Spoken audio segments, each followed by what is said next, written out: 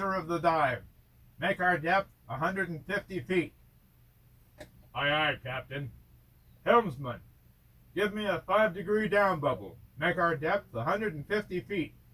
Aye, aye, sir. Aye, aye, sir. Blow all ballasts. Sound the dive alarm. Arrgh! Arrgh! Arrgh! Dive, dive, dive.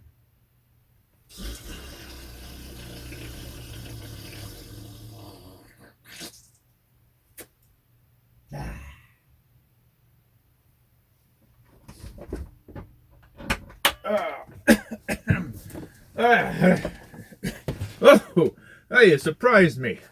I was just reliving my good old days on my fast attack submarine, playing out in the Pacific Ocean. Oh, I feel so much better.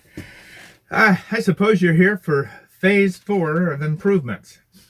Well, get yourself a cup of joe, some easy slippers, and a nice little bathrobe, because this might take a little longer than the rest. A lot of things happened, and I've got a lot to tell. So, I'll give you a minute or two. You get yourself situated, and we'll get on with it. Well, welcome back to Doggone RV'N Travel with my girls. Well, we finally made it to phase 4. Probably one of the biggest, most expensive changes I've done to this rig since I've owned it in nearly 2 years. I gave my group at Infinity Coach plenty of time to do all these because I wanted them done well. I wanted them done right. And a month and a half later, it was completed to my joy. So, like I said, a long time ago, with my first failed trip down to the California Redwoods, where my coach battery went, I knew I had to change some things in this. And the sooner the better, because I was itching to get out of that dreary, gray, miserable 6 to 9 months of gloom and doom winters in the Pacific Northwest. I'm not a skier, so I don't go skiing. I do backpacking, hiking, stuff like that. I do snowshoeing, but, you know, it's no fun to snowshoe or ski in cold, drizzly, wet, rainy weather. So, my choice, I made it a long time ago, was get an RV, fix it up, and get the heck out of Dodge. So after my first disastrous trip down the coast, I came home and started working on 4 phases. 4 phases of changes to this rig. And some of them I had to move things around. Yeah. Some things cost a little more, took a little longer to do. So I had to do priorities, you know, and I put that into my phases. Well, we come to phase 4, and that's nearly a full page in itself compared to the rest. So I ask for your indulgence. Please sit down, relax. If you watch the whole video, you will learn a lot. If you get bored, well, your friends will learn what you don't know. And, that's how it is. They'll live a better life when they're RVing. Okay, anyway, let's get to it. Probably the most expensive and no doubt biggest change I made in phase 4 was to trade in my 3 AGM batteries for 3 brand new battle-born batteries. Now, I completed all my research and I looked everything up, specs in the works and, you know, pros, cons, and I had decided that a battle-born battery was worth 1.5 to 2 AGM batteries as far as the total capacity of usable amps. So it was a no-brainer. Go lithium. So that's what I did. Luckily, they were able to take the 3 AGMs out easily, put the 3 lithiums in, which also saved me weight because there was like a 30-pound difference. The AGMs were much heavier as a group than the lithiums, and that lightened my coach for one reason. That was great. They took all 3 of the AGMs out, which were pretty heavy, and put the lighter Battleborn lithiums in the same custom-made battery box that they had.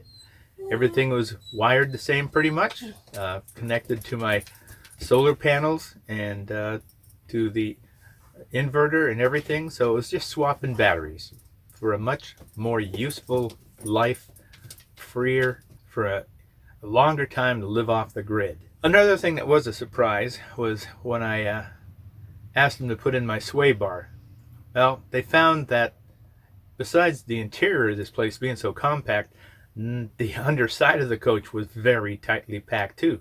They had to move the generator a few inches towards the rear bumper just to install the sway bar. Plus, they had to get an installation kit that was not mentioned to put that in on this coach. So that was a surprise. But I'll tell you, after driving this coach with the sway bar in the same locations that were pushing me all over the highway because of crosswinds on the desert and going down the Columbia Gorge between Oregon and Washington, where the wind just howls through there, I tell you, no more white knuckle driving. It was like, wow, this is great.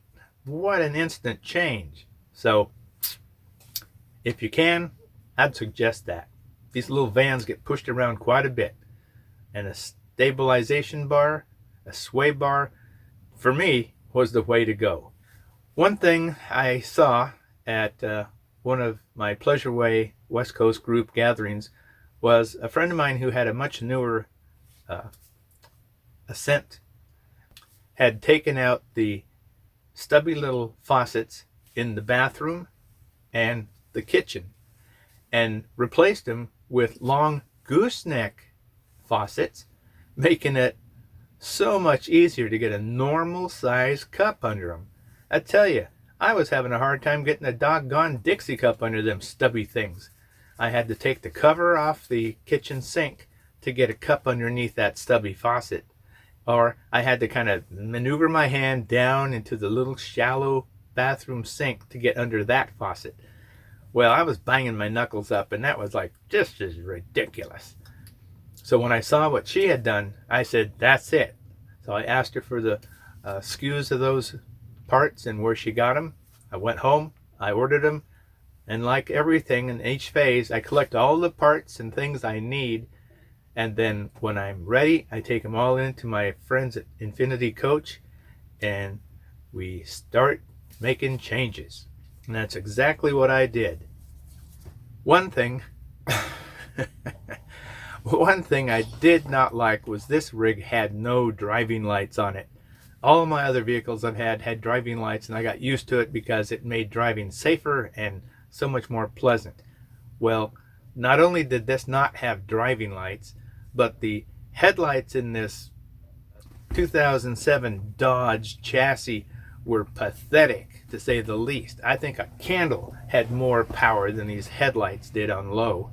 It was so bad that driving home in pitch blackness, driving rain on the freeway in California, the people that were passing me on each lane from behind, their normal beams washed out my forward low beams, and I couldn't tell if my lights were working or not. And then when they passed me, my lights were like, talk about dim. My flashlight had more power. So that was another sore point about the Dodge rig. And when I got back, I talked to my friends at the shop, and they told me that yes, there's been lots of improvements, changes in wiring for all these new bulbs and everything like that. So I had my headlights upgraded and driving lights put in at the same time. And I'm telling you, when I got it home, drove around town at 11 o'clock at night, what a difference. I could not believe it. Like, my new lows were what my old highs were. It was incredible.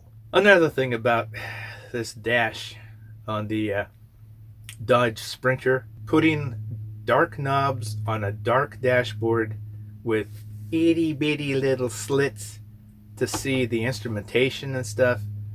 Come on, guys. I hope you fired those idiots that designed this dash, because it was pathetic. and then having dark on dark, I tell you, at night, I couldn't tell where anything was. You know, I just like a blind man, feeling all over the dash, trying to find something I recognized by touch. Anyway, I wanted to lighten the dash up so I could at least glance at it and just by a glance know where things were and then fiddle with them. So I looked around, and sure enough, I found all these veneers that were made for your make, model, year of dash for the vehicle you had. And I picked out a really nice burl dash veneer. And this dash in this Dodge went from looking like something from a dump truck to something in a Cadillac. It was awesome. It makes it so much nicer to drive. I feel so much better sitting in the driver's seat looking at this dash than that crappy old thing they had. I tell you, if you can afford that, do it. It'll change the entire look of your vehicle. Well, another thing that, you know, I hit myself in the head like I should have had a V8 was I saw in the Pleasure Way Facebook pages, people were putting medicine cabinets in their bathrooms because all this bathroom has is an itty bitty little sink for a child and then a mirror glued right to the wall. So everyone was putting in medicine cabinets. And I thought, dang, because I had 2 bins up here in my cabinets full of my personal stuff that I had to keep getting out, sorting through and stuff like that, you know. So I did my measurements, and I did this when I was on the road in the campground. And I went into the local Home Depot, found what I want, bought it, brought it back out, took it out of the box, kind of put it up there against the mirror and kind of, yeah, and then took a little black felt pen and marked how low I wanted it and put it on the side. And then I started looking at how that flat mirror was glued on there. At first it looked like it was just sealed around the edges, you know, and maybe a few 4 glue spots on the back of it. Well, no, nothing is that easy. They glued that sucker on as if it was gonna last forever. So being on the road with limited supplies and being kind of a MacGyver guy, you know, do what you can with what you got. I took a 6-inch steak knife I had in my drawer, a 6-inch long flat pry bar, and I think it's called Goo Gone or something like that for getting sticky stuff off surfaces.